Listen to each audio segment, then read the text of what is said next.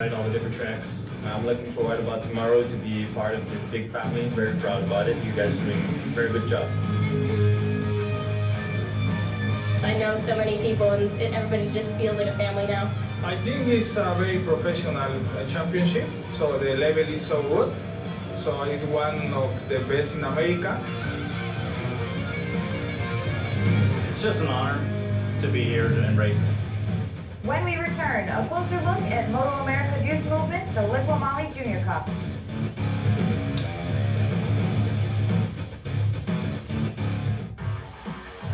Welcome back to Road Atlanta and Inside Moto America.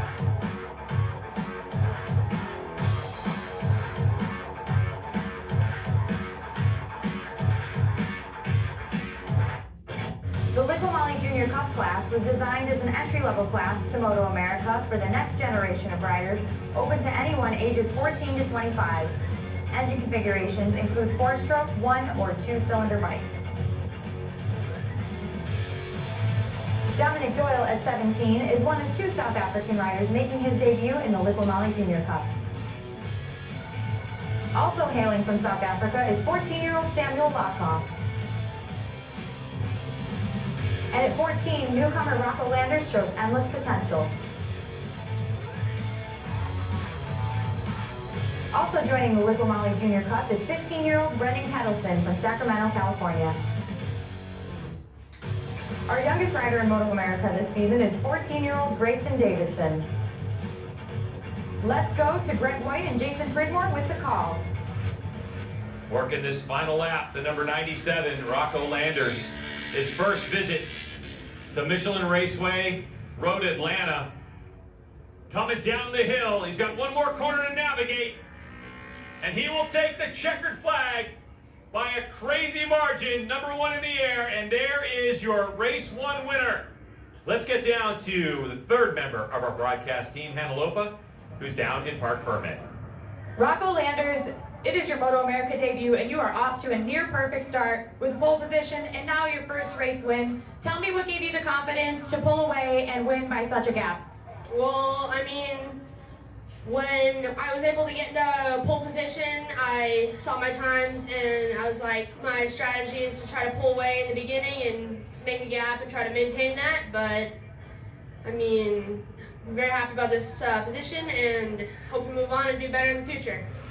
It's really that margin of victory that we're looking at, Jason, that everybody's going to be looking at tonight who isn't Rocco Landers. And maybe Rocco is. Yeah. You know, he said he wants to get better each time, so maybe the goal tomorrow is by 17 seconds. Yeah.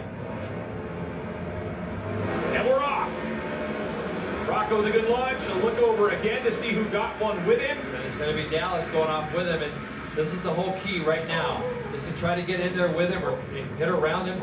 And Dallas just has to let off a little bit. And you can see the pace yeah, he's already tapping the back of his bike. Rocco, if you do what you did yesterday, you won't have to worry about anybody jumping in behind you. But now, Dallas is really important this first lap. He tries to just jump on the back of him as quickly as he can. And I think he's already doing a better job than he did yesterday as Dallas Daniels. He's a lot closer now, as is Thursday straight. I think quite see that is the Dominic in third. Did he get a good start as well? Looks like Dominic Doyle. Great start from our whole front row.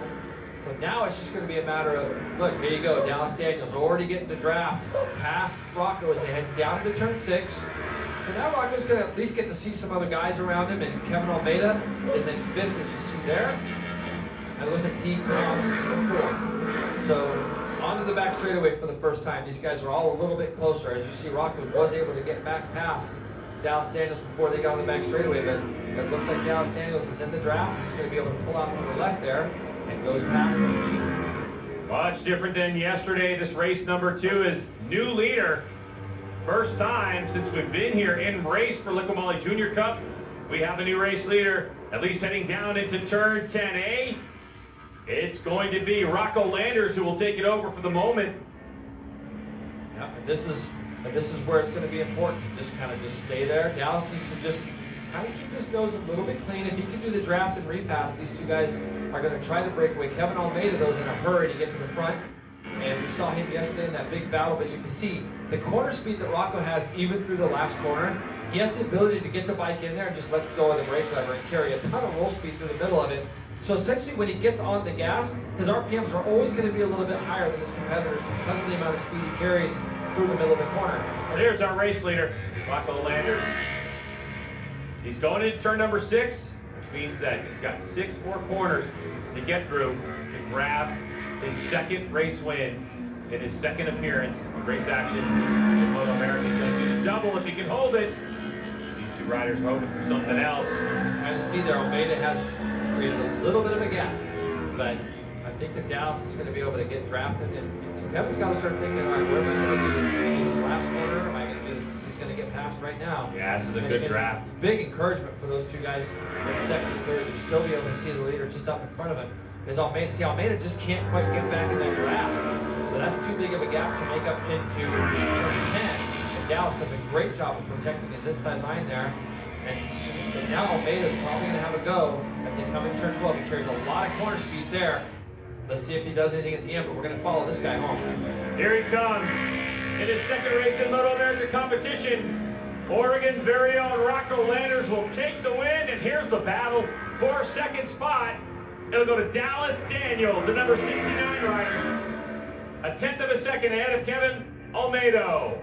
And then the battle for fourth is coming down the hill. They're 3 wide. Oh, man. Contact. Oh, that's between Teague and Sam. They both just ran into each other as they come down the hill. Let's hope that Sam's okay. That's going to allow Dominic Doyle to do a great job the whole race finish fourth. Gage Reese is going to come across fifth, it looks like, ahead of Jiggleoff. Yep, he sure does. Is it Jackson? Yeah, Jackson Blackman and Toby Kampsook. So those guys are all going to jump up a couple of spots. Good to see these two guys walking away. Just after I got done saying that this is a classic, nothing bad happens. Take a look, Jay. Yeah, Dominic's on the inside trying to go by, and then Teach just runs into the back of Sam as he's trying to turn in. And this is purely 100% racing accident. I mean, yeah, there's all 3 guys going into that last corner together, and all it takes is for somebody to just check up a little bit. Main thing is they're all okay. You can see Hobbs is concerned about Sam, but it looks like they're okay. So at the end of the day, Rocco Landers, 4.9 seconds, the margin of victory for him. And he is with Hannah. For the second day in a row, it is your very first weekend in this series. Did you ever think in a million years that this would happen? You'd win back-to-back races like this? Not really, no. It's a great honor to be able to finish first both races. I didn't expect this. After the race yesterday, I was very happy, and I hope to move on to the future races and do just as well, if not better. Thank you. So Jay.